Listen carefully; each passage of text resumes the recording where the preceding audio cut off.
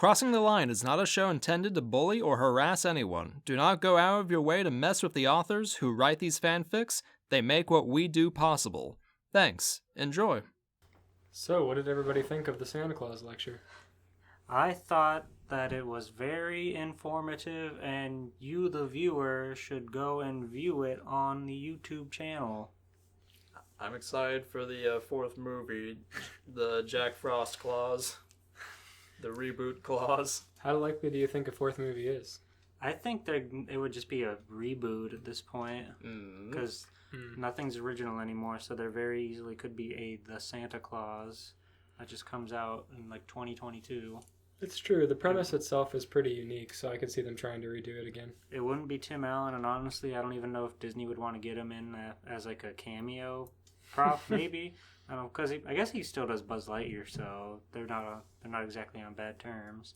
But I mean, I think he's got some nostalgia property as the original Santa Claus, but he'd probably be the one that gets killed. Yeah, that's true.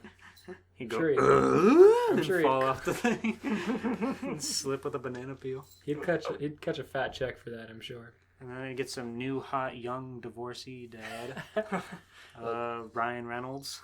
I can't believe Terry Crews. I can't believe he cucked his son in the second movie. I want them to do an animated reboot with Disney characters. Fucking Goofy falls off the roof and dies. Have you seen the Disney Plus series where Olaf, your favorite snowman friend, gives recaps on Disney properties? I have not, no. I keep seeing ads for it, and they're like, Disney has created so many wonderful memories with you, and who better than to remember those memories than our favorite Frozen friend? And Olaf just says a bunch of quips from other movies. Oh, God. That sounds like those memes that are like, describe a movie really badly. I don't like his voice. Who does Olaf's voice? I don't know. Billy Crystal again? Mike Wazowski. Yeah. I'll look it up. For the listener, that wasn't like a train or a tornado going by. That was the cat marauding under the couch. But he's better now. Welcome to Crossing the Line, a fan fiction podcast where we read, review, and critique fan fiction for your listening pleasure. I'm George G. Poole. I've always got my two favorite co-hosts, Elias Vivavlog. Hello. And Stephen Blue Breed. Hello. You may hear a lot of jingling in today's episodes. That's just Christmas ambiance. Don't worry about that. Christmas came early. Yeah, because we're talking about the Santa Claus. Stephen, you ever come early? Yes. Thanks. Yeah, so... The cat ran out of the room. It was too awkward. The reindeer went off the roof. Yeah, well, Comet, the 3D reindeer that got fed candy. He farted a lot. Yeah. Farted a lot. Pretty funny. Toy Santa. What do you think of that?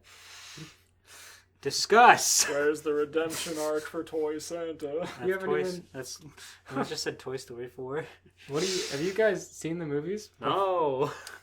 I've seen the first one twice, but I can't for the life of me remember much from them, but I have not seen the other two. I have vague cable memories of them, and that's it.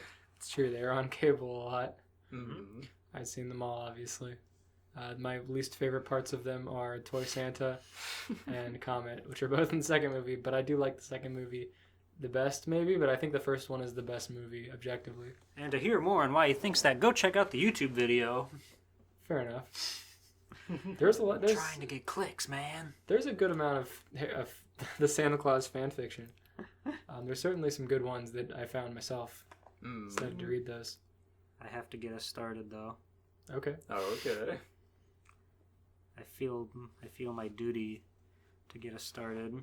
Now that you know all the characters from the lecture. Now that I have learned through the official PCP University Santa Claus TED Talk. Elias, what would you do if you watched Nostalgia Critic and he was replaced by the Toy Critic?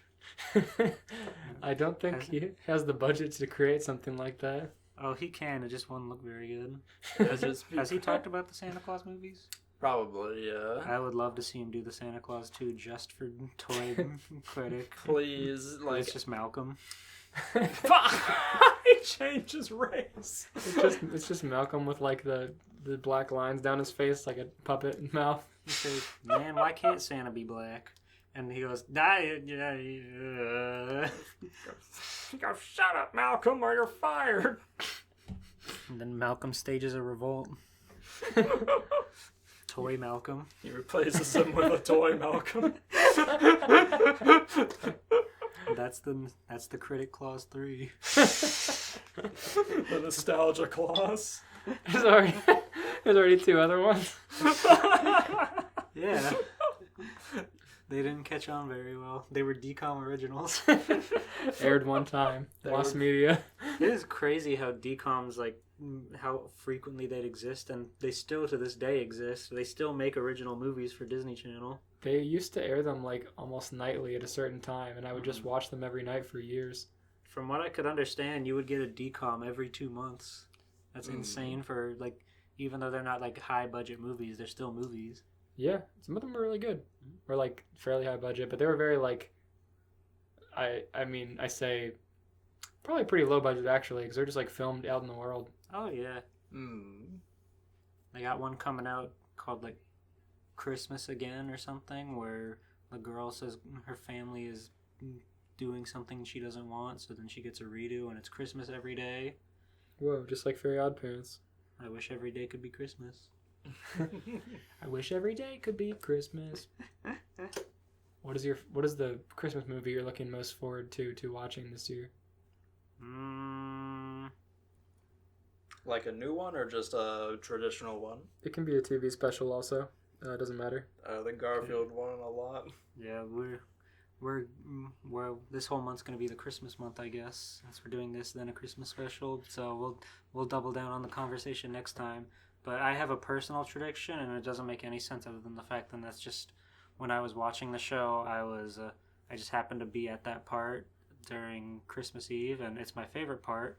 It's the Otherworld tournament arc in Dragon Ball Z. It's a 5-episode arc where Pikkon and all the other Otherworld characters are introduced, and it's one of my favorite parts of Dragon Ball Z. So just because I happen to get there on Christmas Eve, it's been kind of a yearly tradition for me. Hell yeah. 5 episodes. That's pretty tight for a Dragon Ball Z.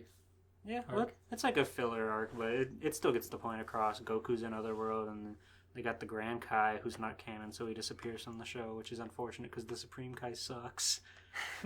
He's ugly and not interesting. The Grand Kai's so fucking cool. It's true. And Pikkon's cool. Olibu. In the Dragon Ball Z Kai, since they cut out all the filler stuff, they have the scene where, like, Kid Buu makes it to Otherworld, and you have Yamcha and Krillin training up there because everyone on planet Earth was dead. And they try their best to cut out every single shot that has a background character in it. Sometimes you'll see, like, Olibu there for a second just because they couldn't find a way around it, but they tried so desperately not to get any of those Otherworld characters in the series. Damn. I looking forward to watching the Big Time Rush Christmas special. Oh, yeah. Oh, yeah. I do enjoy watching every year because it's always a re-upload each time, so it's always lower and lower quality. And it's gotten to the point of where, like, it's just like bit crushed to hell if you look it up. My real answer is the Foster's Christmas special. That one's just a very fun, heartwarming Christmas special. True. It's simple and effective, and they do their own thing on it, proving whether or not Santa's real. It's just a good show. We watched the Teenage Robot one last year, and that one was just fucking depressing. That one was sad. Like, the damn rich kid brainwashes her, and she spends an entire year just killing people, and I remember the that entire one. world hates her, and she doesn't know why because she was under a program for the entire year. Yeah. And it's just That one is sad. horrible. It was really sad. She's, like, getting torn apart and rusted and everything. Her own fucking friends are hunting her down and shit. Mm-hmm. Yeah, that's the funny thing is that she only attacked on holidays. Like her, she ruined was every the holiday holiday. killer. Because that fuckhead little boy that did things to her against her permission. But he has money, so... I'm also looking forward to watching the Santa Claus and reading Santa Claus fan fiction. Okay. And then I'll go ahead and get us started. Usagi, Rei, Ami, Makoto, Minako, and Constance were decorating the Hikawa Shrine for Christmas. Christmas music played in the background, and the Sailor Senshi was having a good time. Isn't this great? Usagi asked. Yeah, it's my favorite time of year, Makoto replied. Christmas will be great this year, Amy replied cheerfully. North Pole, Santa's workshop, day. Santa Claus was getting ready for the next big trip when a vile fiend came out of nowhere. His name was Xandos. He was a fiend who had 3 arms on each side of his body. He had a horn on his head. He walked up to Santa Claus and took him captive. Oh no. Oh. After I have you, Santa, I will go after the one who can save Christmas. Christmas will surely die, Xandos spoke as he laughed. Where's the security elves? Stop! Bernard shouted. There we go. Bernard's coming in hot. And by the way, I know the one who can save Christmas too. Farewell, Xandos stated. Xandos vanished with Santa Claus. Xandos gotta walk all the way to Japan now to kill Usagi and the Sailor Scouts. Who's the one that fiend was referring to? Judy asked. The one who saved Christmas last time, Tsukino Usagi, Bernard replied. Bernard's a weeaboo. This is, for those at home, this is a sequel to a story we read in our Sailor Moon special, and I was so happy to realize that this guy wrote a sequel to it. So go check that one out. It's very funny. Very hard to read.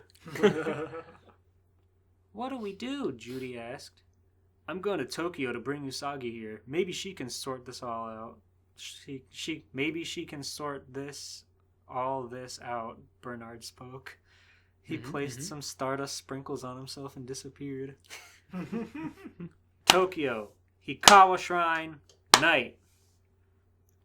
Usagi and the others sat around a fire at the Hikawa Shrine, telling Christmas stories when Rei stood up.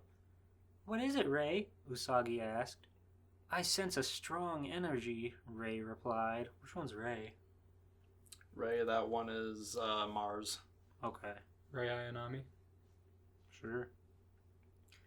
Is it an evil energy? Constance asked. Which one's Constance? Constance. Not a clue. Well, it's probably an OC. No, it's the opposite, Rei replied. Bernard appeared out of nowhere. Usagi Tsukino, I'm glad I found you. The elves and I are in trouble. I must take you to the North Pole where I must brief you on what happened not too long ago. Let's go, Bernard urged.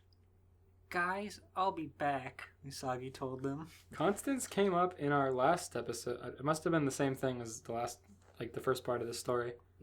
Just like an OC. Usagi told them. Bernard sprinkled some stardust on Usagi and himself. Bernard and Usagi vanished. I like how he had to take her to the North Pole to explain things, and she just said, okay. North Pole, Santa's workshop, day. Bernard and Usagi appeared in Santa's workshop. All the elves were talking all at once when Usagi arrived. Calm down, everyone, Bernard yelled. This is my girlfriend. Shh, don't tell them. I'll tell them later. Now, how can I help you? Usagi asked. A vile villain has taken Santa Claus captive. His name is Xandos. Have you ever heard of him? Bernard asked. His name is Xander, bro. Have you ever heard of him? Don't throw that man under the bus. Finally, Christmas is mine. And that's all the podcast will know about it. No, I have to say that I haven't heard of him, Usagi replied.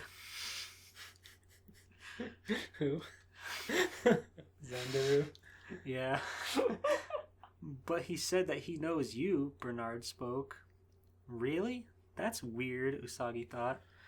So, you're telling me that you never heard of him? Bernard asked. No, Usagi replied. Just expected to know someone. I see, Bernard replied. Do you have any security video of when Xandos took Santa Claus? Usagi asked. Security. Bernard pulls his collar. We don't really like that. We don't really want. Who's gonna monitor that besides us? Yes, come this way, Bernard told her. Okay. He led her to a room where they do all the monitoring, and he showed the tape where Santa Claus Usagi watched this video where Santa Claus was kidnapped.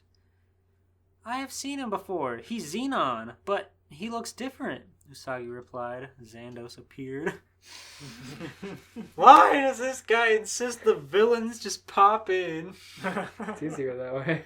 So, you're the girl who killed my brother, Xandos asked. You're Xandos, right? Usagi asked. Why do you want Christmas killed so badly? Usagi asked. Because I don't like cheerful spirits in the world, and I'll do anything to kill Christmas.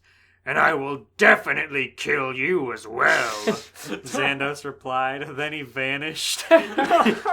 Usagi was angry. I'd be mad too. He's fucking trolling him. Coward.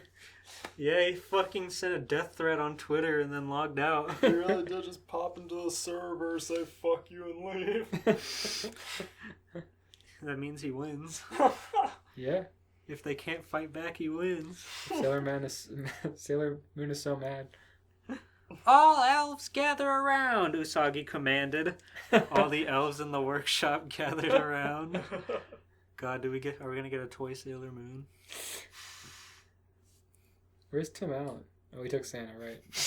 Never mind. He has a name. Scott. Thank you. The Waz. Yeah, maybe they'll get Scott DeWaz to play him in the Disney Plus reboot. This tiny gangly man. Yeah, they could fatten him up. Whoa. Silver Millennium Power! Makeup! Usagi yelled. A white light shone around Usagi. When the light died down, Silver Millennium Sailor Moon stood there. Silver Millennium Saber! Power up! She's gonna slaughter all the elves out of Yeah, why did they frustration. gather around? It's like, elves, come here! I need you to watch this. It'll be cool. I'll be nude for like one frame. And then she kills them all for seeing her nude. Line up so I can get you all at once. Silver Millennium Sailor Moon's sword appeared out of nowhere. Sailor Moon lifted the sword in the air. I, Sailor Moon, won't let Xandos kill Christmas. You'll have Santa Claus back soon. I won't let Christmas die. In the name of Santa Claus, I'll punish Xandos. Silver Millennium Sailor Moon shouted in anger. The elves cheered. Yeah. Woo! Is there anything we can do for you? Bernard asked. There's one thing you all can do. Believe in me. The more you believe in me, the more I can succeed. So please believe in me. I will look for Santa Claus. Egress! Silver Millennium Sailor Moon replied. She stabbed her sword in the floor and teleported from Santa's workshop. On their nice marble floors. Steven, what can you tell me about Silver Millennium Sailor Moon? I have no clue. Okay. It's probably from S or SS or KK. Yeah, one of those. Will Usagi save Christmas again? Will Santa be rescued? Be there. Chapter 2. Silver Millennium is like a location. Okay. I guess she got a power up there. Yeah. Episode 2. Meet the Christmas Spirit Killer. Okay. We get a day-to-day little day in the life of Xandaru. Xandos. Sorry, I'm really trying hard not to say Xanderbrow, but I keep forgetting his actual name. Every time I hear Xandos, I think of like Xanderbrow doing a parody of Andross, but it's his head with his hands. That'd be cool. That would be. I'd love to see a Star Fox parody from Xanderbrow. Enough. This is too much power. What about Stupid Fox? Richie couldn't have the budget. This is why people don't listen to our show. We You just have talk. to know the lore. We just talk about You have to know somebody else's Nintendo lore. parody YouTubers. Nintendo parody YouTubers are hilarious. They are. I'm not denying that. We need to talk about like Markiplier or PewDiePie or T-Series. That'd be dope. Fingerfolk. Who's the guy that did that? Like, Daddy 05. yeah. Daddy 05 live action Nintendo parody. He stole Christmas. How Daddy stole Christmas. As a prank. How Daddy didn't pay child support as a prank. His prank was that his heart was 2 sizes too small. And then he screamed at his children. He dressed up as Santa Claus and told his kids they were all bad and weren't getting anything. He dressed up as the Grinch and screamed and stomped on the floor. And said, "Go to your room! Now you're doomed!" Yeah, he reenacted the scene from the Jim Carrey movie where he flails his body around and tries to intimidate Cindy Lou, except it actually works because his children were terrified of him. This poor kid with the goggles is like cowering in the corner. Kids these days, so desensitized. Xando stood on top of a building and was prepared to launch the next part of his plan, and his fingertips sparkled with evil magic, and he released the magic into the world. The magic spun all around the world. All adults and children were affected, except the Senshi and Mamoru, which were protected. Okay. "What's going on?" Amy asked as her and Ray walked down the street. "Everyone is arguing and fighting. This is not the season for this," Ray stated. Out of nowhere, Silver Millennium Sailor Moon appeared. "Usagi," Ame and Ray greeted her. "Mina, we have a new villain on the loose," Silver Millennium Sailor Moon stated. "Really?" Ray asked. "Who?" Amy asked. "Xandos. He's the brother of that villain who tried to kill Christmas last time," Silver Millennium Sailor Moon replied. "At this rate, Christmas will be killed off," Amy replied. "Not if I have any say in this!" Silver Millennium Sailor Moon yelled in determination to stop Xandos that her brooch glowed white and sparkled. Then Silver Millennium Sailor Moon retransformed back into Usagi, and her brooch had changed colors. It went from silver to white. On the brooch was a Christmas tree on the right side of the brooch and reindeer on the left side of the brooch, and at the bottom center of the brooch was a small picture of Santa Claus. And at the top of the brooch was a yellow crescent moon. It's a really intricate brooch. Yeah, my god. At the North Pole, the elves said, "Yeah, how big is a brooch?" It's like not very big. It's like an inch. All these intricate details. She's got the power. She has a picture of Tim Allen on her brooch. Yeah, she just got a tiny ass ornament in her fucking. Oh my god. At the North Pole, the elves and Bernard witnessed this event. "What happened?" Bernard asked. "It seems that because in her determination to save Christmas and Santa Claus, which Usagi's brooch transformed into a Christmas brooch by her love for the holiday, she has unlocked the deepest magic known to anyone," Judy replied. Deep Tim Allen magic. "I understand," Bernard stated. Do you now? What a... Like, that was such an in-depth thing about Christmas magic being the deepest magic known to anyone, and Bernard's just like, "Aight." Okay. Okay. That's Eldritch magic. He blinked one eye at a time. So as long as Santa Claus gets back and we're back on schedule, I don't fucking care what you're doing. Yeah, whatever. If Santos kills Santa, he'll be the nuke Santa. Sailor Moon's like calling Bernard, explaining her like 7th transformation, and he's like, "Okay, well, whatever. Please have Santa back soon." Please have Santa back by midnight. He's got a lot of deliveries to make. Y'all got an ETA on this shit. Meanwhile, Usagi stood there stunned at her new brooch. Amy and Ray also stood amazed. Usagi held her new brooch in front of her. "White Christmas magic! Make up!" Usagi shouted. Her brooch powered up and sparkled. Sparkles came out of the brooch and covered Usagi's body, and she began to spin around. Sparkles covered her body. First, the snow-white leotard appeared. Then she moved her hands in front of her, and her gloves appeared. They were all snow-white. Then the sparkles focused on her feet and legs, and snow-white boots appeared.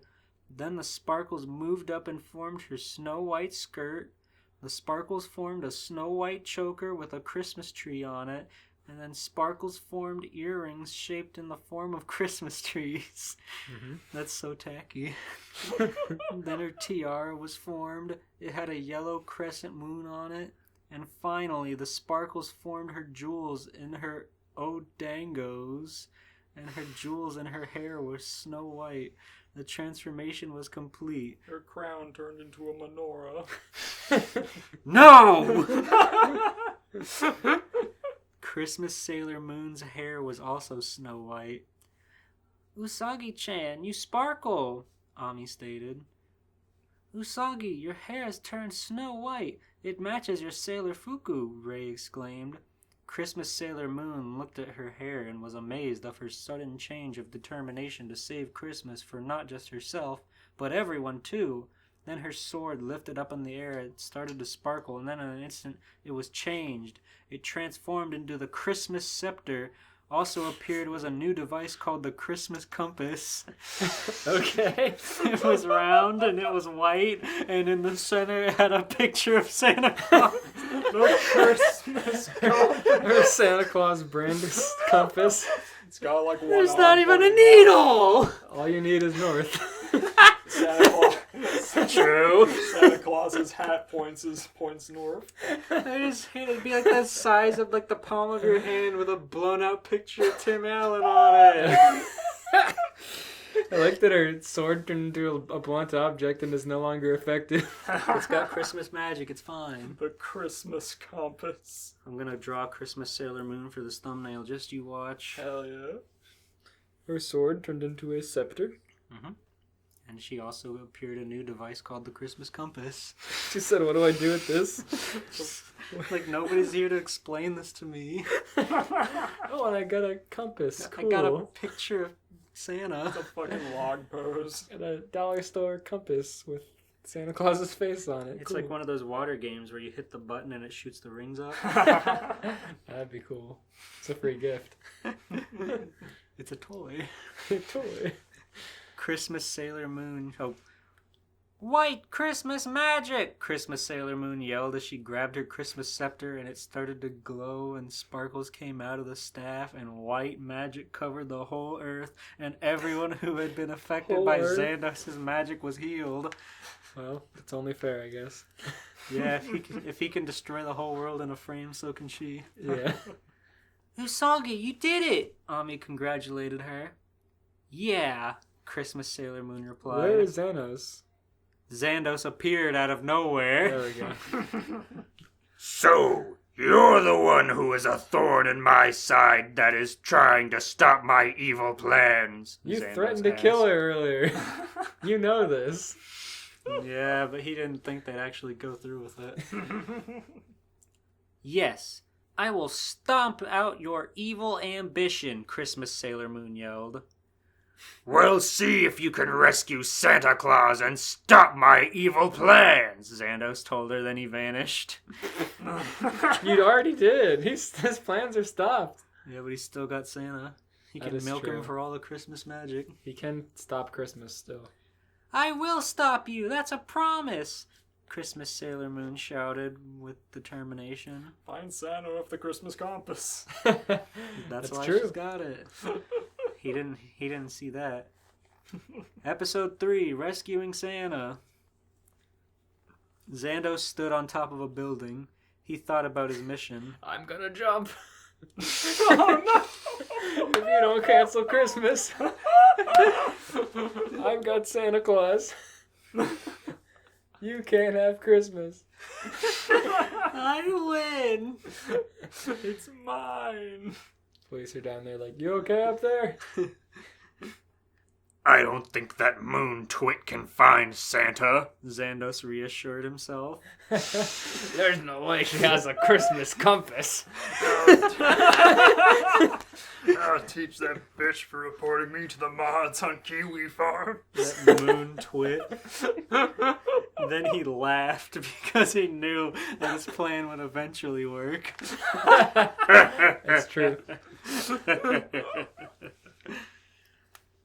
Elsewhere, Christmas Sailor Moon stood thinking about where Santa Claus was being kept. Then she got a feeling about his whereabouts and she took off running. She teleported to Honolulu, Hawaii, and ran down the streets. Not gonna use the compass, huh? She forgot about it. If only I had a compass, a big bulging circle sticking out of her skirt. She's using it as one of her head jewels. Two blaring Tim Allen heads blinding down the highway. Your mom's like, oh, hey, cute, cool jewelry. Merry Christmas. Whose face is that? Is that Last Man Standing? It's Santa Claus, Mom. Oh. Okay. Well, I can't really tell. Happy holidays. I'm going to bed.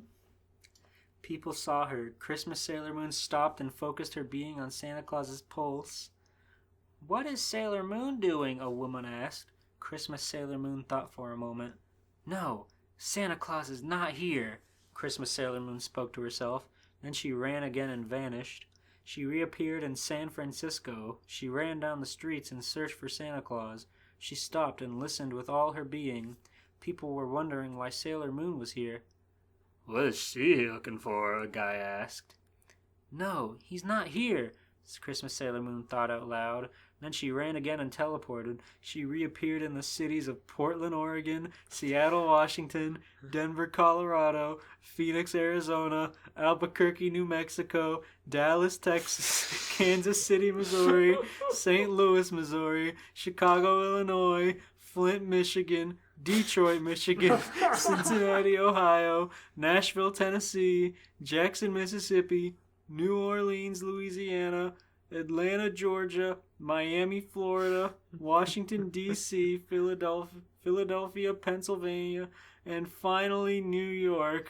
Christmas Sailor Moon appeared in the middle of the Today Show, sat outside, and began to focus on where Santa Claus was. What the? You made me read all those cities and landed on the Today Show? In New York, the Today Show looks out into the street, so you can walk behind it if you're out there. Oh yeah, don't they have that fucking tracking Santa thing? Yeah. Maybe that's why she's there. Here with Al Roker as Sailor Moon. It's like when a VTuber is on a live stream with a real streamer. Yeah.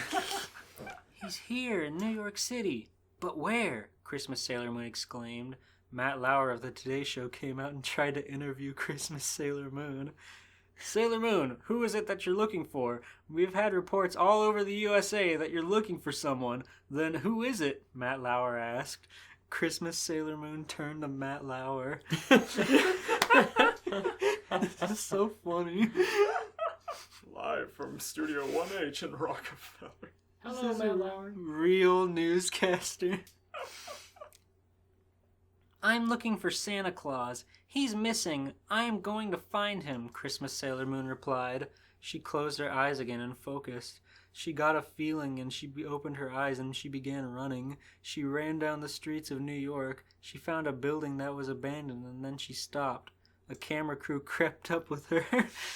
She tried the doors, but they were all locked. Fine, I'll blow these doors. Guys, stand back, Christmas Sailor Moon yelled. Christmas Sailor Moon's gonna commit a fucking crime on TV. It's for Christmas, it's okay. She didn't say what she was doing. She's blowing the doors. She used her staff and blew the doors up. Then Christmas Sailor Moon went inside. She found Santa Claus was chained up against the wall. Oh no. Usagi? Santa Claus asked. Yes, you it's would know. me, Christmas Sailor Moon replied. How?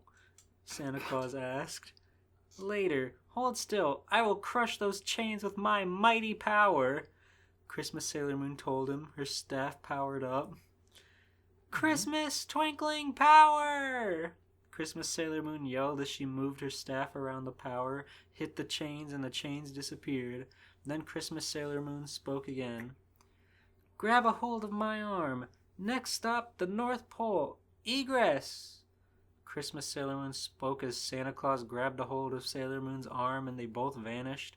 They reappeared in Santa Claus's workshop. Elves gather around! Christmas Sailor Moon spoke. Again? He wasn't at the Today Show.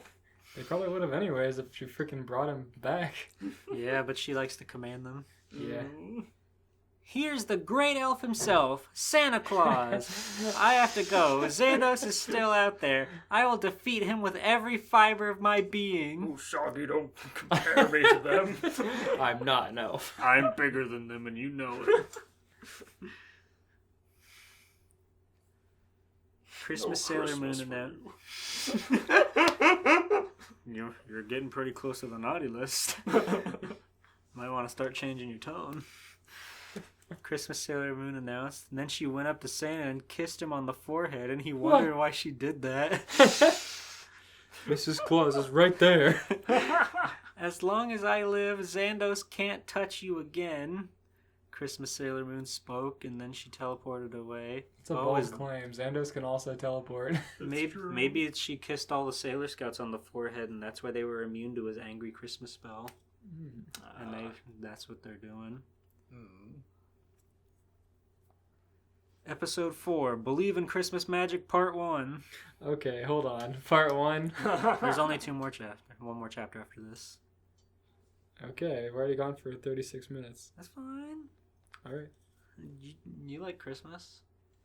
I'm enthralled with the story, but I feel like it's already been solved, so... No. There's going to be a whole battle scene, and it's going to be great. Christmas Sailor Moon returned to Tokyo and waited on Xandos' next move. Ray, Constance, and Usagi were at the Game Crown arcade decorating the place, and all was peaceful until a blast came from Xandos' fingertips. Usagi was knocked against the wall and fell unconscious. He bombed the arcade! Ha! Now that she is out of the way, I can destroy Christmas. Again? Starting with old Saint Nick. But I can't leave Usagi to awaken. I'll get her my poison. Xandos, and you were ready to give up on this story. You thought it was resolved. Here comes Xandos with his bottle labeled poison. His bottle labeled date rape. Hey! I'll just slip her a pill. She's like 8. I'll take the mercury out of this thermometer. I'll take the mercury out of Sailor Mercury. Come on, she can't be 16 forever. This is post Sailor Moon. She did unlock her Christmas Sailor Moon form. That had to have taken a good couple of years. Xandos spoke as he went up to Usagi and penetrated her skin with his claws and injected poison into her body and Jesus left her Christ. dead. That's way worse. Why didn't the Sailor Scout stop him? He walked up, stabbed her with his fingers, and injected poison into her. Fucking Ivan from One Piece. God. Now she can't wake up and fight me. Xandos laughed with glee and vanished. She can't wake up ever. She's fucking dead on the ground. Ray and Constance ran to Usagi. Usagi! Ray yelled. Usagi! Constance yelled with great concern. She's turning very pale, Ray thought. We must contact Amy, Constance spoke. Elsewhere. Amy, Makoto, and Mamoru were at Mamoru's apartment decorating his apartment when Amy got a call on her communicator. Hello, Amy answered. It's Usagi. Please come quick. Hurry, Ray spoke in the communicator, then she turned it off. I have to go. Usagi is in trouble. I'll be back soon. Ami spoke in the... yeah, that's one way of putting it. And the other two, and she left. Meanwhile... I will spread my hate throughout Tokyo and then rest of the world, Xandos spoke gleefully. I'm surprised he's not going right for Santa again. Yeah, he's getting to it. I will start by spreading my hate.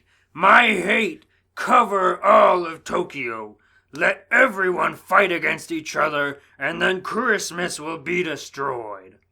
Xandos spoke and laughed out loud. As evil energy covered Tokyo, he Xandos lolled. Xandos lolled. People started fighting and arguing with each other. Meanwhile, Usagi was struggling against the potion when the white Christmas magic transformed her into Christmas Sailor Moon, and she started to glow white. The poison was purged from her body, and she woke up. So the Ami subplot is pointless. Huh? Christmas Sailor Moon exclaimed. Usagi, you're okay, Ray asked. I am fine. I gotta go. I go to go. Christmas Sailor Moon got to her feet and left. GTG. Be careful, Usagi, Ray thought elsewhere. Ha! I will punish this world, Xandos spoke. Yeah. Hold it right there, Christmas Sailor Moon yelled. Huh? Xandos answered. For hurting a girl and causing her pain and leaving her for dead? Me, by the way. I won't forgive you. I am the pretty sailor-suited soldier Christmas Sailor Moon. In the place of the moon, I'll punish you. Christmas Sailor Moon did her same Holy stance. shit. She's making Xandra look pathetic. How did you overcome my poison? Xandos asked. My magic was stronger than all your evil. That's why you've lost, Christmas Sailor Moon replied. I see. Take this! Xandos answered and blasted Christmas Sailor Moon, and she fell onto the ground. Good shit. Now I'll finish you off. Now I'll show you. Episode 5, Believe in Christmas Magic Part 2, The Epic Conclusion. Xandos stood there laughing because he thought he had killed Christmas Sailor Moon. And when she started to stir, it wasn't funny anymore. She stood on her feet again and faced him. It wasn't funny anymore. You may try to kill me, but I will never forgive you, Christmas Sailor Moon yelled. Let's go. You can't defeat me. Xandos spoke in a hateful tone. Watch me, Christmas Sailor Moon spoke as she lifted the Ginzuijo from her brooch, and she lifted it high above her. She transformed into Princess Serenity. Christmas is a wonderful time, and you wish to stamp it out? I cannot let you. I will save Christmas even if it means my life, Princess Serenity yelled as she lifted the Ginzuijo in front of her and it began to shine. The light started to hit Xandos, and he made a laugh. Do you really think this light can defeat me? Xandos yelled. It can! Shine, Ginzuijo, shine! Princess Serenity yelled as the light from the Ginzuijo became brighter. This light, can it be? Xandos asked. Yes, this is the light of goodness. I won't be defeated by the likes of you, Princess Serenity replied. The light became even brighter than before. I cannot be defeated by a mere light, Xandos yelled. The light became so intense that Xandos burned within the light and he turned to dust.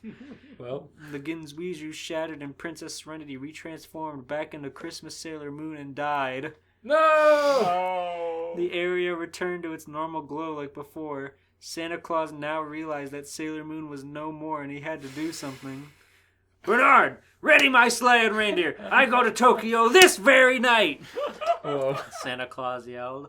How many times can he revive people? He's gonna replace her with a toy. How often do you think he yells at Bernard like that? Bernard, come here. Daddy needs a beer. Daddy needs a special milk.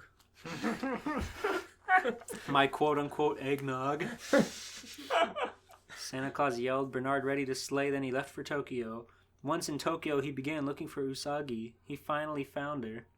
Am I too late? Santa Claus thought to himself. He hobbles over and leans over her. Am I too late? Like tips her with his toe. His gut hanging 3 feet out over her body. Yuck. Santa, her body is still warm. Although she might be gone, you can still save her, Bernard replied. Santa reached in his pouch and took out some...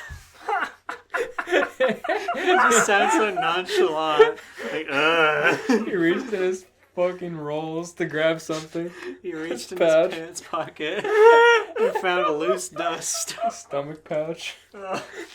He reached deep into his pants.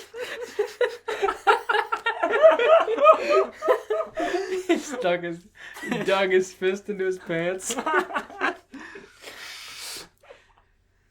And took out some white magic sparkles that looked like snow. Some wet wipes. He sprinkled the white magic on Usagi's Ginzuijo and it returned to its normal form. Then Christmas Sailor Moon was revived and she woke up. Santa Claus helped her on her feet again and she spoke to her. Thank you, Usagi. You defeated him. Because of you, Christmas is saved again. Your special powers of Christmas, Sailor Moon, shall become dormant again until it's needed again. You shall return to your real form, Silver Millennium Sailor Moon, Santa Claus told her. He waved his hands and Christmas Sailor Moon returned to Silver Millennium Sailor Moon. Then she was retransformed back into Usagi once again, and she put her brooch away in her pocket. Santa Claus is very knowledgeable about her forms. He said, listen, if you do Christmas all the time, it's not that special anymore, so cut it out. You're gonna screw up the power scaling, Sailor Moon. And devalue my gimmick. Yes, Christmas Sailor Moon loses a lot of power when it's like January through October, so... Alright, that's fair. Seasonal. Santa handed her Ginzuizu. Thank you, Santa Claus, for your efforts. I will always be in your service. Could you do me a favor? Usagi asked. Anything, Santa Claus replied. 2 things. 2 favors. Okay. Wow. I kind of came here on a whim. I gotta get back home. 1 was already kind of stretching that. I already revived you. Yeah, I already did you a favor. You could just, Be grateful. just use your Christmas compass or whatever. My Yeah. what? Don't tell me you forgot about the Christmas compass. I had those made special. Why did he introduce that? One for Bernard If she and one doesn't- for you. If she just ran around and focused on his Tim energy. She go to like 20 cities trying to find him because she forgot about the compass. Please take me back to the Hikawa Shrine. And second, let it snow here in Tokyo, Usagi asked. It shall be done, Santa Claus told her. He took her to the Hikawa Shrine and dropped her off. And as he left for the North Pole, it started to snow.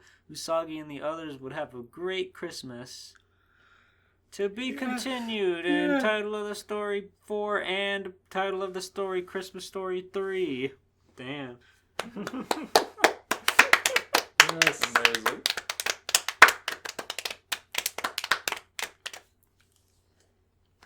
I rate that the Christmas compass having 2 same end magnets inside, so it just spins in a circle when you try to use it.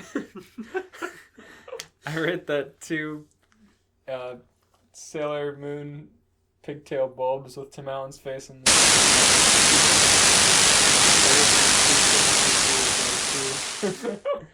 Fucking Tim Allen's face UV wrapped onto her friggin' hair. Yuck. That makes me sick. On sale now, it's Tim Allen. He's turning into Santa. Who's down there? Whether he likes it or not. Supposed to drink milk. I'm lactose intolerant. Is he Rudolph the Santa Claus? Own it today. It was the night before Christmas, and all throughout Konoha, not a creature was stirring. I was hoping this one would come up on. I knew one of you two would get it, I so had thank it. you. I didn't pick it. I also had it too, but then I saw the one the sequel to the one I read on the Sailor Moon episode, and I was like, I have to do that. I know one of these guys will pick this one. Not a creature is stirring, unless you count a frantic Naruto. Now why is Konoha's... He's stirring, all right. Now why is Konoha's #1 knuckle-headed, unpredictable ninja frantic, you may ask? First, you need to know what happened before this. Earlier that day, Naruto is finishing wrapping up presents for his friends. A few months ago, he had returned to the village with Ero-sensei, and he had missed his friends. Who? So, Ero-sensei? Ero-sensei? I'm assuming that's, Jiraiya? ERO. Isn't that the guy with the glasses and the red? That'd be very early Naruto. Arrow, like the guy that was gonna train him, but then Jiraiya took over. Manga Sensei? Yeah, that's her. Oh my god. Some cutie with a booty. Goddamn, alright, I can get with it. We saw a very horny manga at the Barnes & Noble today called like Succubus High or Welcome to Succubus High or something like that. It was shrink wrapped for your protection, but it was very much what you'd think. Oh yeah, fucking so much fat titty on the fucking cover. And tongue pussies, where they draw the tongue with folds to look like a pussy. Oh my gosh, yeah, look to volume 1. This is insane. Oh yeah, Yeah. absolutely. You can get that at your local Barnes & Nobles. Hell yeah. Sponsored by Crossing the Line. Succubus High. Back to Naruto. He returned to the village with Ero Sensei, and he had missed his friends. So, using his money, he bought all of his friends gifts. As he was finishing wrapping Kakashi Sensei's present, which, trust me, he wasn't an easy guy to shop for, Naruto heard a sound coming from above his apartment. And Arrow is Jiraiya. Yeah. Yeah, okay, I had a feeling, I don't because know the reason, but... erotic, because he's pervy. He's pervy. Yeah. Yeah. His favorite hobby was spying on women while they bathed. He passionately flaunted openly and in fact took pride in because of how infrequently he was caught. At first he thought it was Anbu, but then remembered that they don't make noise. What in the hell was that? The blonde questioned before putting on an orange robe, light blue shinobi slippers, and with a yawn went outside to investigate. Little does he know that by doing this will change his life forever.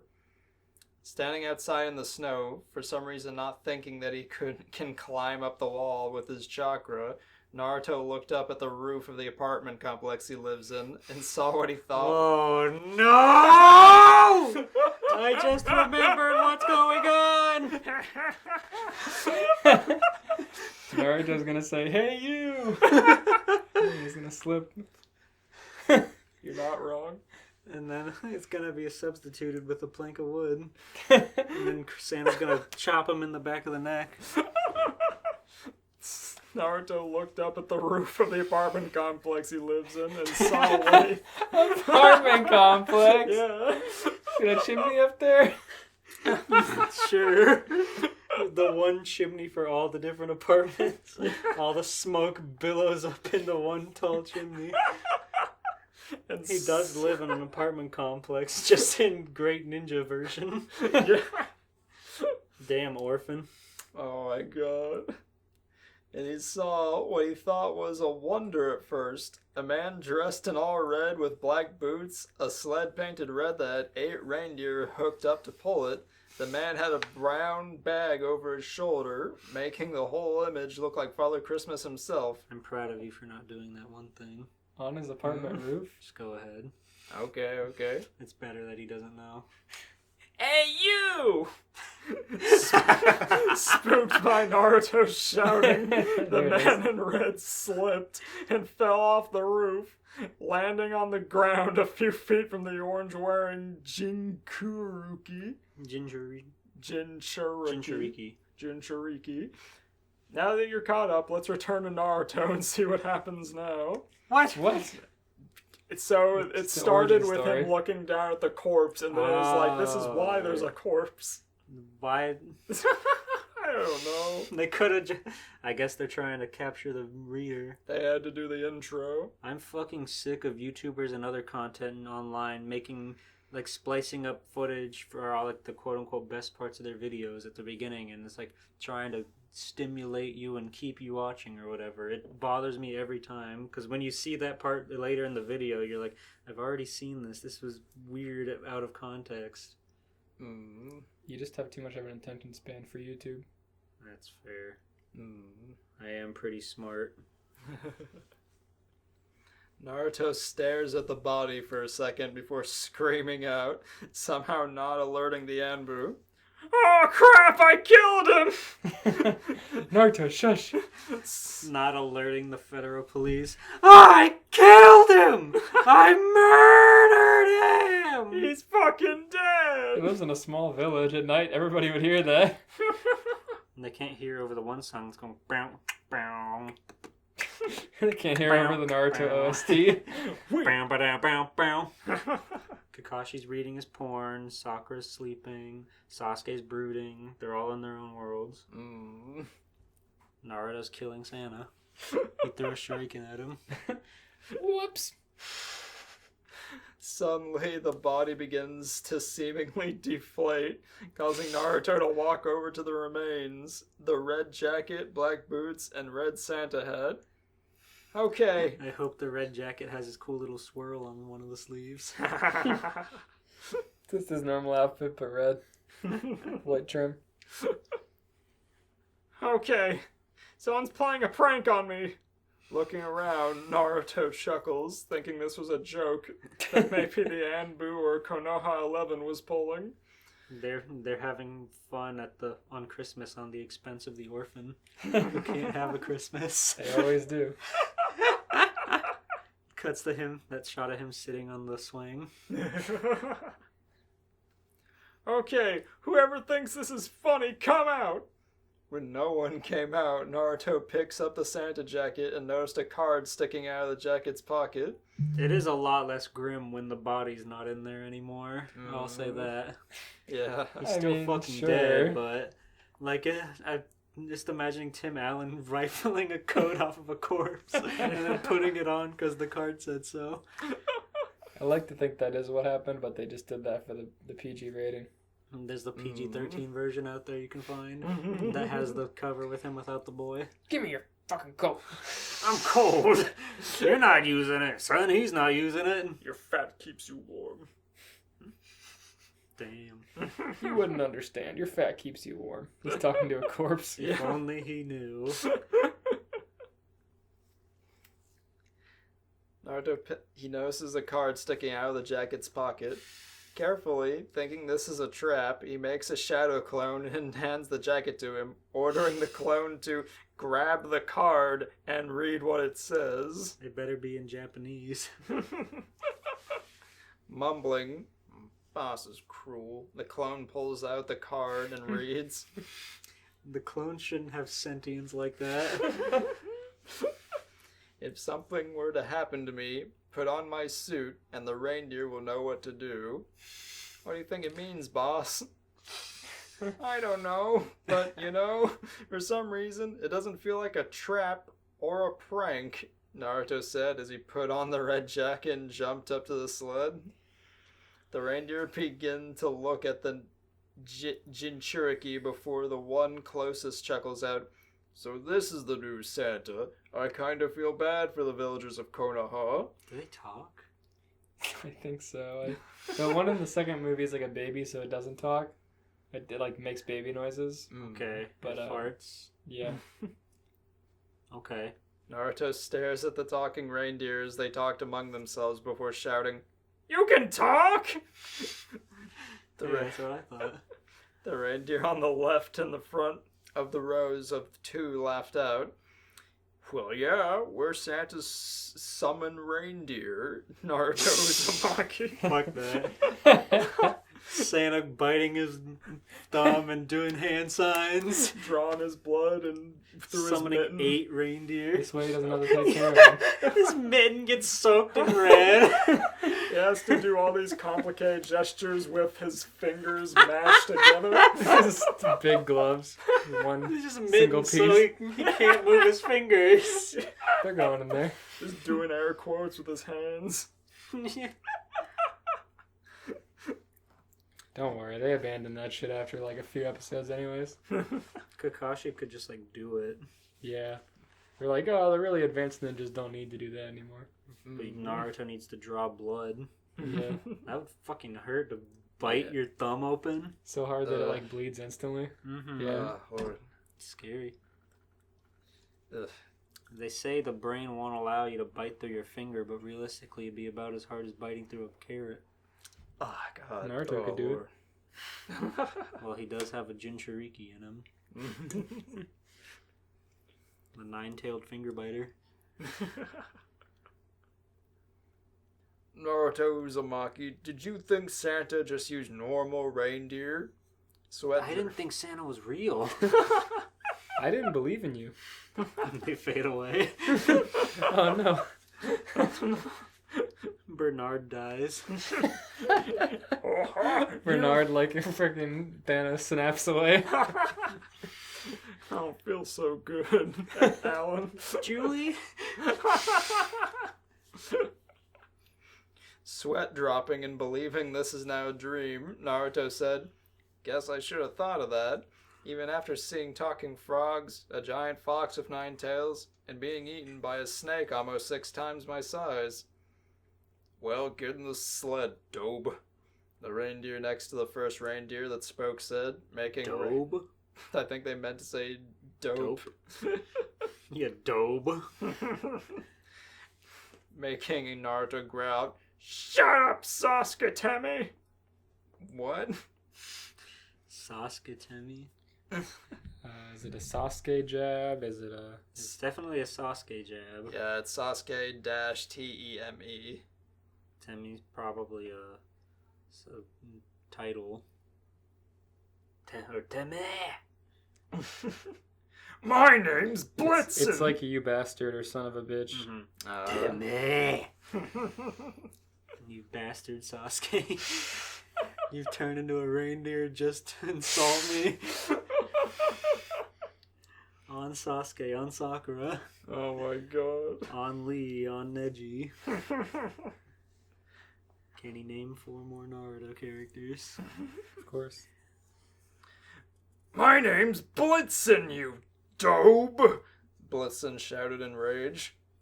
Fine, Blitzen Teme, smirks Naruto. Blitzen bastard. So why do I have to get in the sled? So you can... You're in the sled. So, yeah, but he still wants to know. So you can finish the old Santa's job, Naruto-kun. Vixen, a female reindeer, spoke up. Damn, Vixen. Vixen flutters her eyes. Vixen is anthropomorphic. Standing on 2 legs. Yeah. All the rest of them look like normal ass deer. Then she's just like the Renamon equivalent. Yeah. God, Renamon's so sexy. Have you seen that trading card where they figured out how to give her an ass cheek? Yeah. Hell It's yeah. crazy. It's amazing. Hell yes. Sounds fun. Okay. And with that, he hopped into the sled and blushes. How do I make Oh, Vixen. She's You a said Vixen, you're, all you right. said you're a female reindeer? She's like, yeah. He said good and then did some hand signs that she didn't understand. How do I make you guys go? Ask. I don't know. Laugh. Go. Well, go.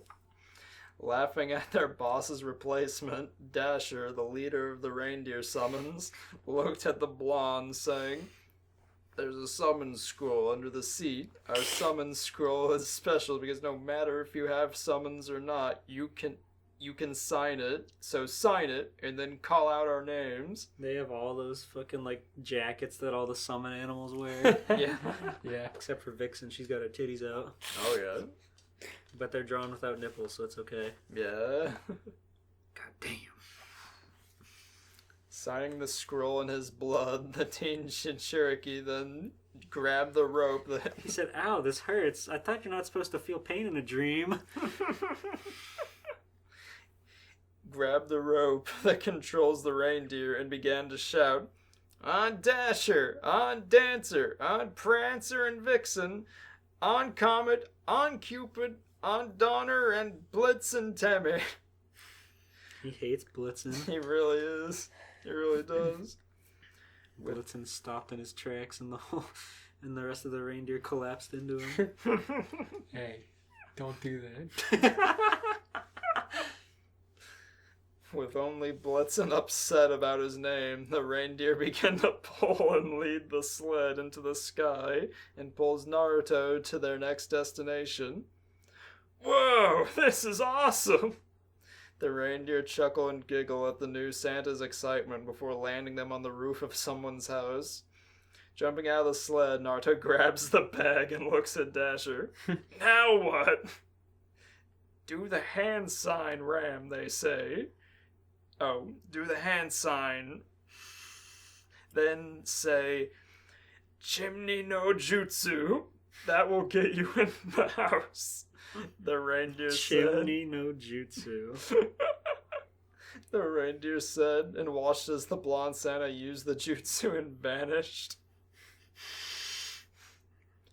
Naruto could only explain how he felt, as he basically was pushed through the roof of the house into the living room in one word: weird.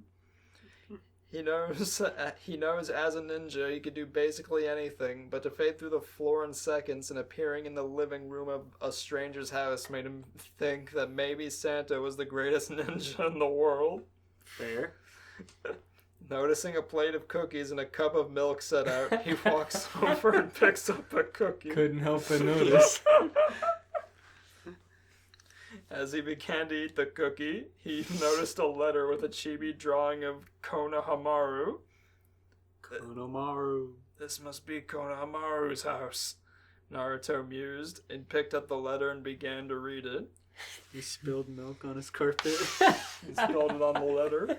He just poured it out. He didn't finish it, so. He's like, yeah, I'm gonna have to drink a lot of milk tonight, so They won't mind. it won't stink that bad. It's only gonna be, when's the sun coming up? 6 hours? I'm sure if I leave this in the I'm sure if I set the microwave for 3 hours, it'll be fine. He makes himself a He hot just starts pocket. A bunch of house fires. That's not very Christmas-like. The smell of burning milk in the microwave. He's just trying to evaporate the milk so it looks like he finished it. You put a glass in the microwave for 3 hours. Just Yeah. 99999 until it wouldn't register anymore. Glass is Naruto like, said microwaves won't explode. They wouldn't be able to go this high if that was the case. the glass is melted to the fucking turntable. That is true. You would just it's confused. It's like a car. You can't actually get up to 140, but they say you can. Dear Santa Claus, most of the people from my graduation class told me you aren't real. But that time 2 years ago when you left me a picture of Boss and his sensei while they were away from the village says otherwise, because I never told anyone. I wanted to make sure Boss was okay. Anyways. So we snuck a picture of him from afar while he was fighting Zabuza. Anyways, the only thing I want this year is for Boss to teach me how to use his Rasengan. It's so badass, and if I'm... He's got a point. It's so badass, and if I'm ever gonna be Hokage, I'll need to know a badass jutsu that Lord Fourth and Boss knows. I know I'm asking for something hard for you to get, but if you can, I won't ever ask for anything more, because spending time with Boss is like 10 years worth of Christmas gifts. Holy shit. From... That cannot be true. No. He loves Naruto so much. He sees Naruto like every day. From Konohamaru. P.S. If I get to learn that jutsu, thanks, Santa. Chuckling, Naruto made a chibi Santa with a peace sign on the letter and wrote above it, "Go to the academy at 10 a.m. Santa." He's setting him up. That would be so scary if he woke up and saw, like, what if his parents wake up first and they see someone responded to his Christmas letter? It says, "Go to the academy at 10 a.m. Tell nobody." He's gonna show up with his parents with him. Naruto's gonna get swatted. Waking up with fucking... The Anbu Black Ops are gonna be on the case. That's true. He is the Hokage's son. Or his grandson. So Yeah. that's probably pretty high security. Oh my god. Somebody threatening to kidnap our child. It woke up in a fucking plume of smoke. Something was in the microwave for far too long. Our microwave is destroyed and someone's trying to meet our son. The inside of the microwave is completely black. Unusable. We tried to use it again before we came here, but it won't work. Fuck. Oh my god. Then under the chibi Santa, he wrote, "Thanks for the cookies, Konohamaru. They were better than Ichirikara ramen, That's Santa." not true. He writes Konohamaru's full name and address. Thanks for Santa, the he cookies. knows where he is. Thank you for the cookies, Konohamaru. Dude, Konohamaru from... Konohamaru, I know where you live. You gotta pick up the pace, man. You got one house down, like 6 billion to go. Right, Jesus Christ. After finishing the cookies and drinks the milk, he went back up to the sled and smiles at the reindeer. Any more stops tonight? He didn't leave any presents. Please keep him. Nope. I guess Konohamaru said all he wanted was to meet Naruto, so... But, whatever. He took his pay and left. That's enough for today. Fucking Rio from Shenmue. He would make a great Santa. He would. Nope, Dasher chuckled before continuing. Yeah, I'm sure. Just have to go to the North Pole to file the report before taking you home for the year. File the criminal report. To put you behind bars. Your new home. We just have to record your admittance. Very convenient. Konohamaru was the very last house he had to go to Out of a billion after houses. Naruto. He was one job away from retirement and Naruto killed him. That's true. Must have been a long night. He was tired. Got right off the roof. Getting in the sled, Naruto nods. Then let's go. Naruto could only look around and wonder as he saw elves walking around. He's wearing his headband over the Santa hat. All looking like 8 to 10-year-olds, waving happily at him. Santa, would you like a cookie? A female elf with green hair said, blushing. Sure, I'd love one, Naruto said before taking a cookie from the elf's plate and eating it. The elves are just used to this. New Santa. Hey, Santa. Yeah, guy in red checks out. Well, the elf asked, blushing almost as bad as Hinata. Damn. It's delicious. Did you make them, Elf-chan? Naruto asked the elf. You can't say that. That's like saying Puerto Rican Chan.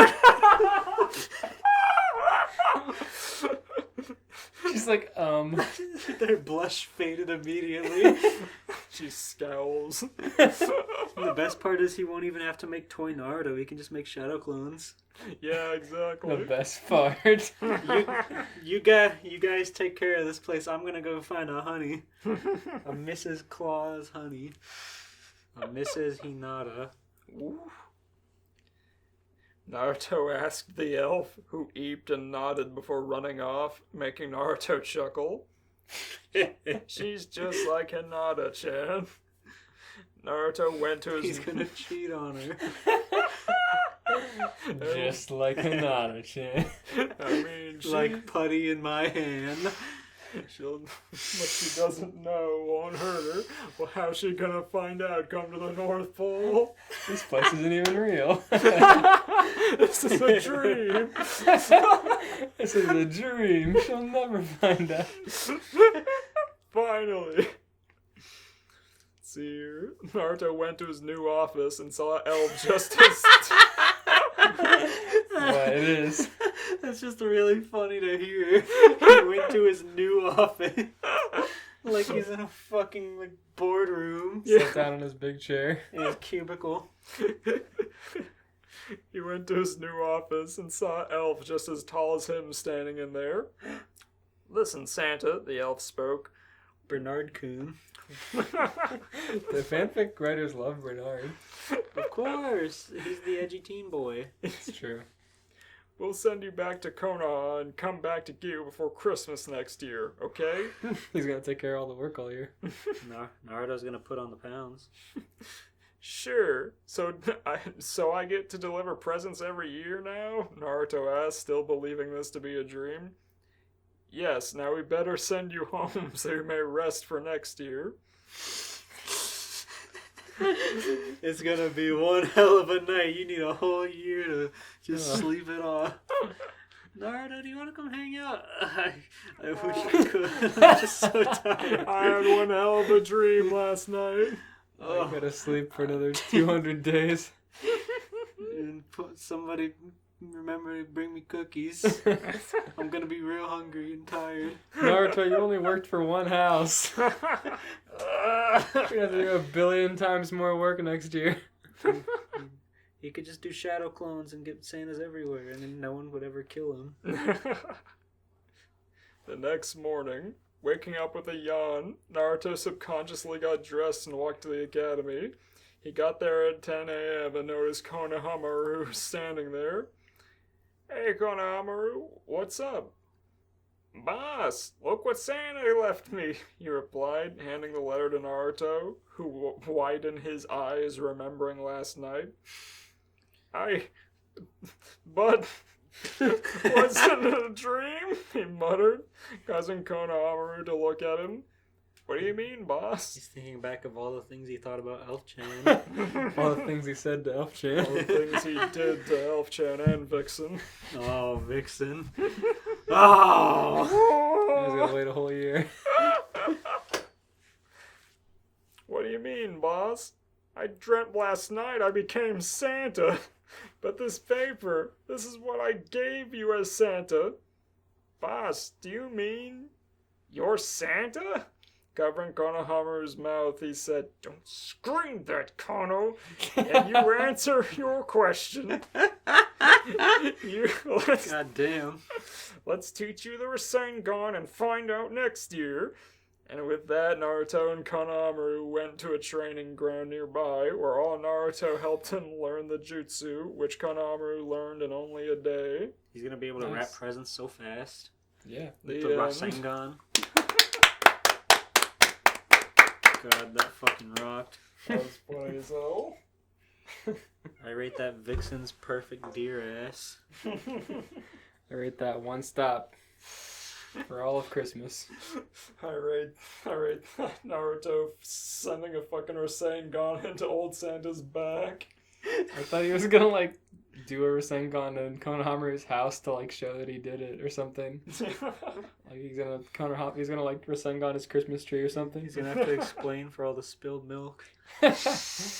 Wait, does that mean you were the one who stuck the milk? No. I didn't do that in I my wasn't dream. Santa yet. That was the old bad Santa. He's gone now. I took care of him. Thank me. I was looking out for you, little buddy. That was actually when I took a quote. I said, no. I said, you leave Konohamaru's carpet alone. And I blasted him with the biggest Rasengan yet. The story begins. Okay. Chapter 1, End of Spring Break. Sadly, it was the end of spring break for poor Ben and Gwen Tennyson. Oh. They were both being driven home by their Grandpa Max Tennyson on the usual trailer from the amusement park that was on the last check mark of their list. Well, we did everything that you two wanted to do for the spring break, said Grandpa Max as he was at the wheel of the bus. Now it's time to bring you two home to go back to school. As if I'm going to enjoy going back to school, grumbled Ben. Same here, sighed Gwen. Aw, come on, said Grandpa Max. You two should stay in school. Besides, there's nothing that would be able to stop me from heading there. Implying that they have the option to not go to school. Suddenly, it seemed that there was a streak of ice right outside as both Ben and Gwen glared outside. Ben could see what seemed like an icy villain heading straight for the amusement park they left. Oh no. Uh-oh. Now there's something you don't see every day, said Gwen. If this icy guy wants a fight, it's time to meet Heat Blast, shouted Ben as he began to switch the aliens on his watch to Heat Blast. Do not use Heat Blast inside Max's RV. Max is like, Ben! What did I tell you about using Heat Blast in the RV? Damn it, Ben. You could use any of the other ones inside the RV. Heat Blast is a no-go. But as he pressed the button to activate the Omnitrix, he instead turned into Stinkfly, Oh, not Stinkfly. Grandpa Ben is so mad right now. He's gassing his RV. First you're gonna pick heat blast, now you stink up the RV. First you're gonna pick heat blast, now you're gonna blast ass. Fuck Get out of my RV! I hate bugs, Ben. Come back in 10 minutes when you had time to cool down. Stinkfly, I didn't want him, but I guess it'll have to do. Looks like we're heading back to that amusement park, sighed Grandpa Ben. I hate villains. And the right excuse for me to get back into the action, said Ben as he then opened the door and leaped right out. Ben then immediately, while on the highway, he just opens the door and leaves. Yeah, he's Stinkfly. I mean, he can fly, but he's still got the door flapping in the wind. He's strong. Stinkfly's like the worst one. He can fly, I don't know. He's just ugly. Yeah. But Ben then immediately flew to try to catch up to the unknown icy villain. What the heck? A giant bug? Said the unknown icy villain as he turned and noticed Ben. I'm not gonna let you freeze that amusement park, cried Ben. Look, I don't know what the heck you are, replied the icy villain. But nobody messes with Jack Frost! Yeah. Jack then changes his course and heads straight towards Ben. Oh no! Ben then begins to fire green goo. Awful sentence. I hate that shit. To which Jack manages to dodge the attacks. He then grabs Ben and begins to try to freeze him in midair. Why can he fly? What the hell? He just jumped really high. I mean, I know that he was heading towards the amusement park, but I thought he was like gliding on his ice or something, not Yeah. just flying. He probably just jumped really high like an anime. Okay. And then grabbed him and started to freeze him like fucking Aokiji. When I'm done with you, I'm gonna make sure this pest goes crashing right down to the ground, shouted Jack. So he's gonna freeze him and then shatter him against the ground. Yeah. That's what you think, cried Ben. Ben then immediately broke free of the ice that was trying to entrap him. He gave Jack a good kick, which sent him off balance right into the ground. As Jack landed, the hot weather then began to work its way against him, and then he noticed he was melting. It is spring break. Oh, no. I don't know why he chose The now. highway is so hot. The black tar is melting Jack's skin. That rocks. Not again, cried Jack as he noticed he was melting. This is too easy, laughed Ben as he flew a little lower to the ground. It seemed like Ben could get an easy victory by defeating Jack Frost in this situation. But then, before Ben could do it, the trailer which Grandpa Max was driving had arrived right up on the scene. I thought I was gonna say he like crashed into Jack. Just rammed into him. I got him, Ben. Don't worry, Ben, we're here to help you, said Grandpa Max as he and Gwen got out of the trailer.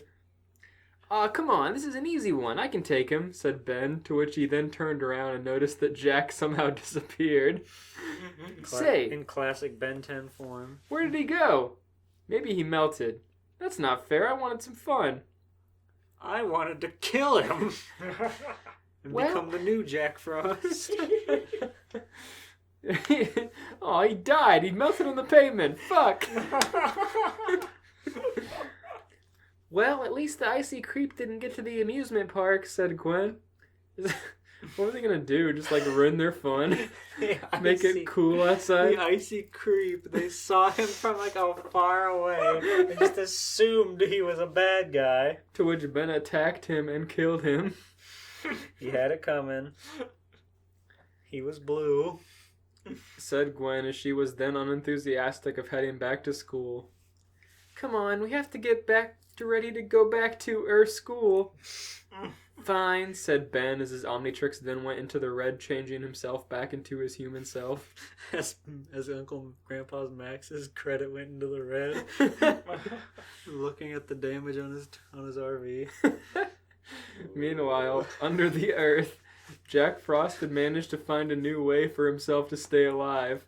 Through being in his liquid water form as he went into the depths of the various underground water caverns. So melting means nothing. He just turned into water. Okay. He then immediately regenerated his entire body once he reached the right sort of temperature he was seeking. He's like, Cell, as long as his nucleus stays intact, he can survive anything. The next line is really good. Okay. I have never seen such a horrible creature like that, said Jack, as he was pondering what went wrong. He's rambling on his green screen. If I'm ever going to have my way, I'm going to have to get rid of whoever is behind that creature. Unfortunately for you, he's got at least 9 other creatures. Depending on what arc this is at. I can't wait for him to have Santa Claus in his Omnitrix. The ultimate alien. Night soon then fell as Grandpa Max pulled in for a small pit stop at a gas station before sending Ben and Gwen back to their residences. Well, it was nice to see you two again, said Grandpa Max as he was about to get gas for his trailer at the pump. Well, it was too short, sighed Gwen, who really didn't want to go back to school. I know what you mean about that, added Ben. So what the heck was that icy villain you fought? Asked Grandpa Max as he finally got the pump to work and began to get the gas. It's casual. So what the heck was that icy villain? Pretty weird, huh? It's not like we haven't spent 22 minutes yet. Just making awkward small talk, pumping his gas. So, Icy villain, huh? you know, math class? That's gotta suck, right? I'm not sure. He said his name was Jack Frost or something like that, replied Ben. Jack Frost? Father Winter is still at it? Asked Grandpa Max with astonishment. This is spring. It'll soon be summer. Not the sort of seasons which I would see someone like that around. But Steven's having bad revelations. Steven's connecting dots that don't need to be connected. So, do you think he might strike again? Asked Ben. Ben, of course, spoke too soon, as inside the gas station the manager was being held up by that same icy villain. That was the last thing I was expecting him to crawl out of the gas station. Why? He's down on He's a his god. log. He's down on his log. I thought he was gonna come out of the gas pipe or something, He's a god. He doesn't do need something. money. Do something with the water, but no, he's just holding up a gas station manager. What? Is it an ice gun? Yeah, a big ice pick. Oh, Jack really needs those menthols. You won't just give them to me? Me, God of Winter? I need my menthols to keep my breath icy cool. I think I'm just gonna use a regular Marlboro shit. I need to be minty. It's kind of my thing. As he holds up his icicle. Oh my fucking god. Just robbing a gas station. Why? His ice pick. Jesus Christ. Please, take anything you want. I want to live, cried the manager. That's more like it. Just give me Are you sure you didn't write this? What does he want? Guess what he wants. The menthol. His ice. Ice cream. Does he fucking want? This is exactly like something you're gonna break down the house. Okay.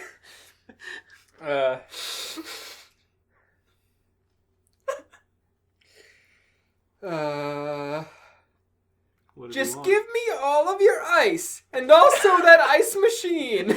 I hear you make smoothies with it, ordered Jack. I got plans to make. I was right, he is down on his luck. Oh shit. You mean you don't want our money? Asked the manager. Just give me smoothie making machine and all the ice you and all the ice you got. Just give me smoothie making machine. Or else. Give me the swirl-a-whirl now. Just the way he said it. Give me smoothie making machine. He's fucking. Oh my god. The ice in his brain melted. His suit is all tattered and torn. He's losing his grammar. He's dripping all over the floor. Just give me smoothie making machine and all of your ice. or I'm going to freeze this plan, shouted Jack. All right, replied the scared manager as he then signaled for his remaining employees. But then, as that was going on, Grandpa Max wanted to get something inside.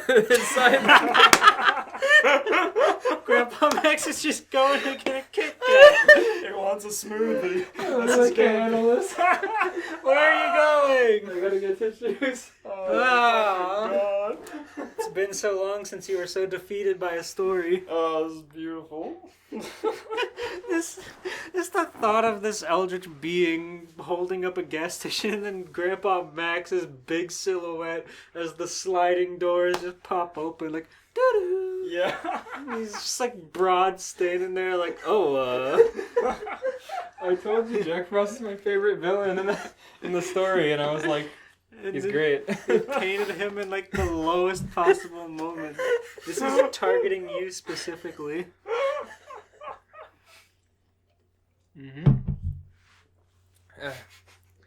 But then as that was going on, Grandpa Max wanted to get something inside the gas station for himself, as he left the pump still putting gas into the trailer. As he walked toward the station, he noticed the same icy villain holding up the manager and some of the other station's employees. He then immediately raced back towards Ben, who was still quite bored. Ben, you may want to go, hero. I think you may have a score to settle with this Jack Frost, said Grandpa Max. Now we're talking, said Ben, as he then began to search the right sort of aliens to choose. Out of chapter 1. There's more. Oh, fuck. This Chapter is such 2. A chaotic story. Just robbing a gas station. Ben had hoped to get some payback against someone like Jack Frost after his first encounter. Jack Frost he didn't do anything, Ben. He was just going somewhere and you killed him or melted him. Ben's so excited he gets to kill him again. Jack Frost had the manager of the gas station and fellow employees. That's right! Give me that smoothie machine, laughed Jack Frost, as the poor employees of the gas station. Trying to figure out how to remove the smoothie machine. Unplug it, take it out of the wall. They're like struggling to unplug it and he's laughing at them. Oh my god. Come on, pick up the pace, it's heavy. Please, just to take it and go, said the manager. It's heavy. I'm not sure if I'm going to be satisfied with just this, thought Jack.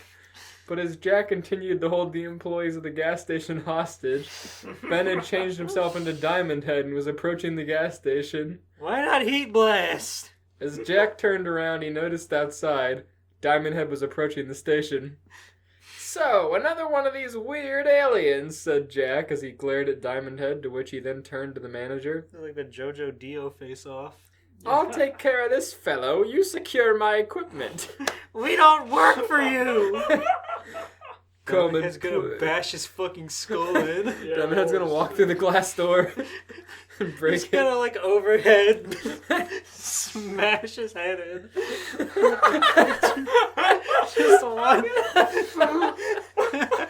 Drive him into Burst his eyes out of his skull.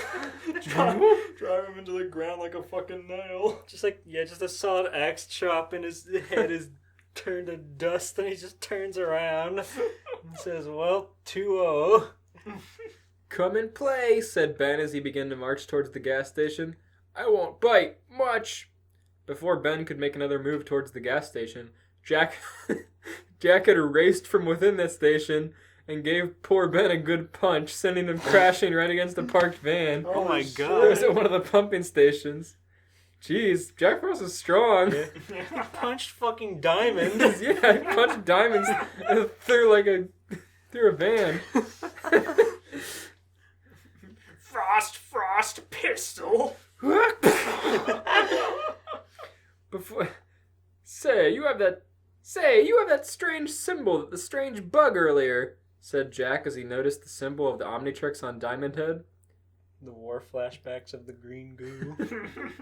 Yeah, what is it to you then? Asked Ben.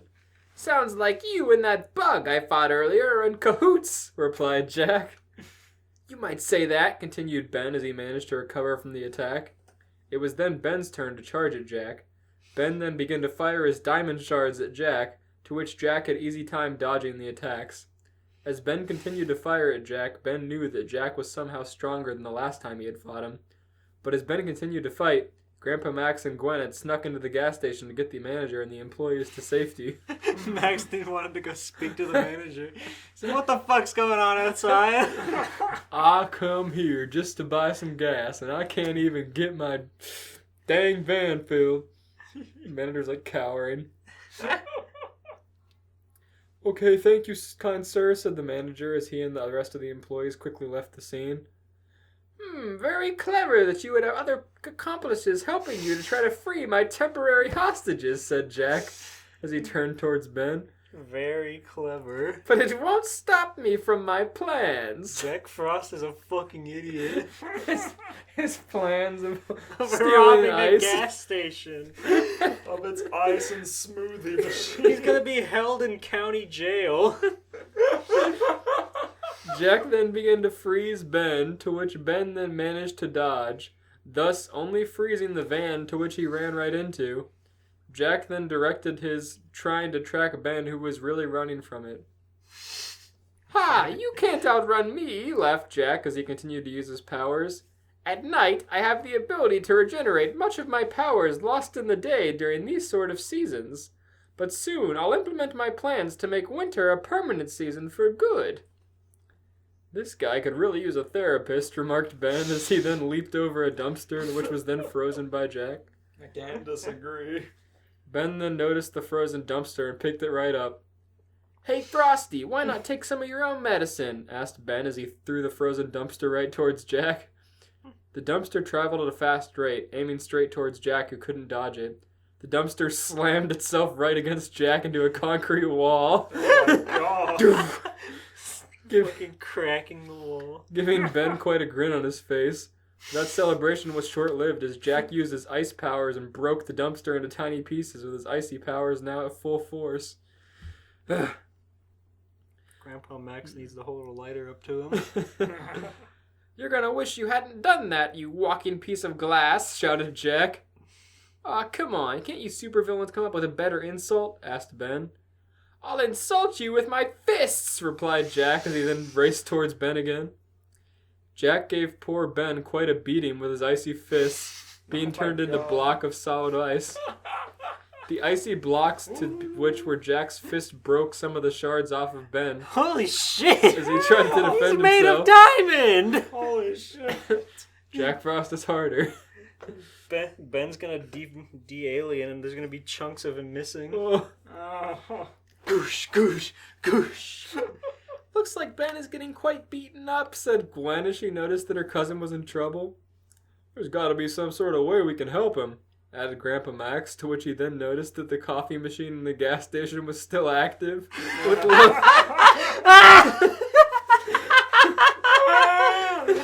loads of coffee gave Grandpa Max an idea. Say, Gwen, get a hose. We're gonna give Jack Frost a good surprise. Grandpa Max is so funny. That's the most dad idea I've ever heard. I love it. He's gonna fucking melt him with coffee. He's gonna blow it through a hose at him. I thought he was gonna like douse him in gasoline or something. I thought he was just gonna dunk a pot of coffee on his head. Melt a nice concave hole in his skull. Bring him severe brain damage. Face. Back at the fight between Jack and Ben, poor Ben was having the beating of his life from being punched with icy block. Okay, that was... Jack is just punching him over and over and over. Yeah, it's like a fucking, it's like Contra Mario Brothers where Mario's getting his ass kicked. Thank you for the third Nintendo live-action parody reference this episode. You're welcome. We need to get Genezier Productions on the podcast. Hell yeah. I want the opponent season 2. That's a pretty deep cut. Why? Just because it has 10 views? Yeah. And we found it. It's all our friends. You fought Big Ugly, man. That was a pretty good one.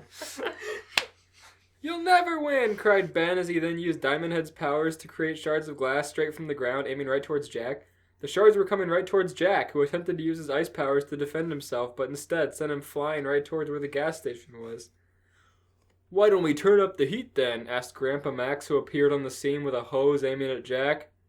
Ha! You think you can defeat me with that? Jack asked. Well... well, let's just say I connected this hose with a funnel with this station's coffee machine, replied Grandpa Max. As he Okay, we just said that. Well then, Let's just say I did this exact thing. replied Grandpa Max. He signaled for Gwen to pull the lever that usually placed coffee in a cup for the customer. That is, just because you put a hose on it doesn't mean it's gonna come out at like jet fuel speed. He's gonna suck it out of his mouth like No. siphoning gas.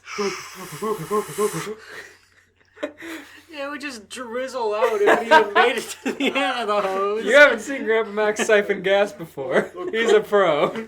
Jack, come over and get real close. Being a plumber doesn't pay well. He's been in this exact same song and dance before. He was holding up a gas station. Someone blasted him with hot coffee. No, not again, cried Jack. It's too soon for me.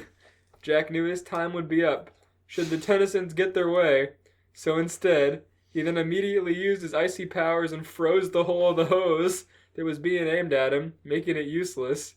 He then knocked Grandpa Max aside and grabbed the smoothie machine. He shoved him. I just love it. He immediately went for the smoothie machine at any sign of danger. That's my prize. I need it. I gotta get the fuck out of here.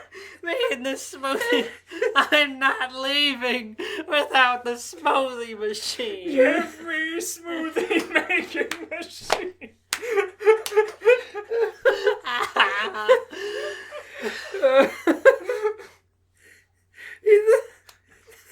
What?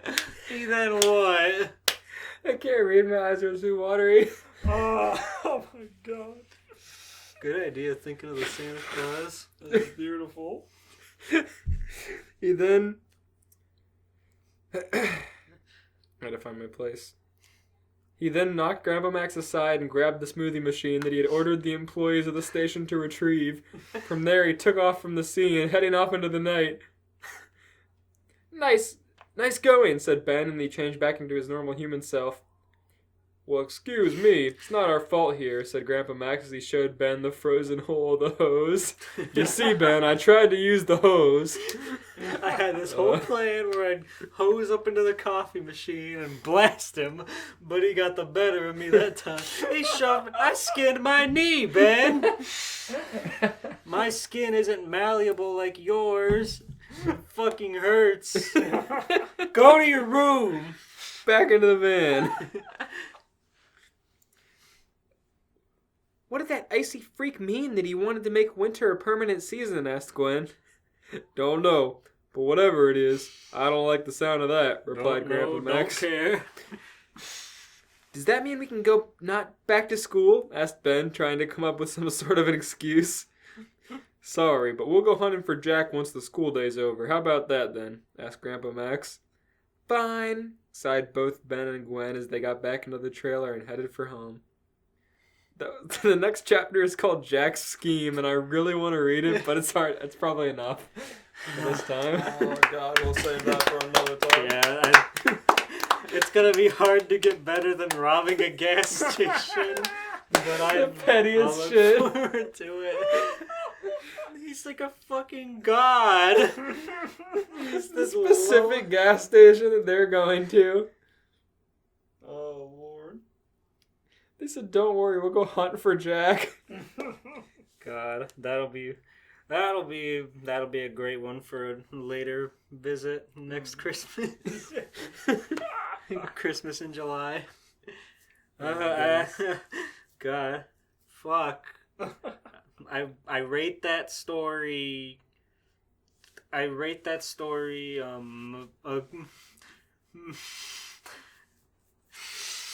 Fuck. I rate that That story rocks. I rate 10 that. out of 10. That story, 2 big bags of stolen ice. I rate that story. Jack Frost losing both of his escape clauses against Ben Tennyson. Escape clauses. Holy shit. That rocked. That was great. Well, thanks everybody for listening to this episode. I hope you're enjoying this early Christmas rendition. In our next episode, it's going to be our yearly Christmas fanfic writing special. Woo! Yes.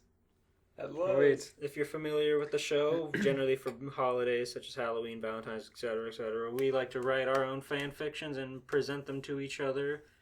Just like all our other shows, we don't really go. None of us know what our story is going to be about or anything like that, so it's going to be a lot of fun. Make sure to check that out 2 weeks from now. The holiday episodes are notoriously great, so yeah, please tune in. It's going to be hard to beat 3 Santa Claus tinge specials, but we'll find a way. Don't forget to check us out on Twitter, join our community Discord where we have lots of fun chatting about just literally anything, pizza, anime. That's it. It's not true. We also talk about a lot of stuff. Yeah. Also, yeah, look forward to winter content. Winter content. Episode on our 100's YouTube- coming up. Episode 100's coming up. And on our YouTube channel, you can find all sorts of other podcast and non-podcast related things we mentioned at the beginning of this episode. Elias presented us with a very special TED Talk sort of lecture on the Santa Claus, so check that out. That'll probably be out. That'll be out around this time this video came out, probably, if I had to guess. Good night. Merry Christmas. Merry Christmas. Say it again soon. Merry Christmas! Episode 99, Christmas special, episode 100, 100 special! Woo! I miss you sleeping. Slacking on your job causing trouble.